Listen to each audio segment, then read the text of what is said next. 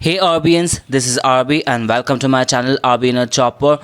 Hope you all are doing good. আর আজকে আমি যে রেসিপিটা দেখাবো সেটার জন্য আমি ভীষণ খুশি যে এই রেসিপিটা আপনাদের সাথে আমি শেয়ার করব।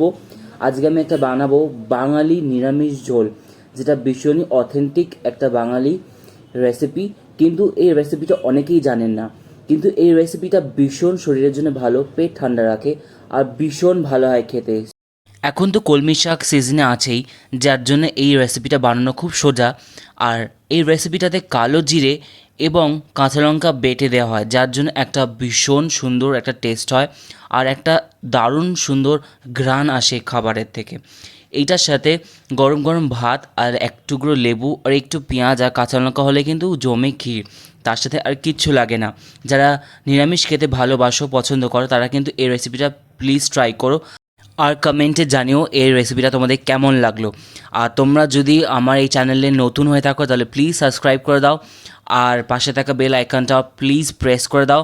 আর যত পারো এই রেসিপিটাকে শেয়ার করে দাও প্লিজ ফ্যামিলি আর ফ্রেন্ডসের সাথে। So let's go to the recipe now. এই রেসিপিটা করার জন্য যা যা লাগবে সেগুলো হলো এইগুলো।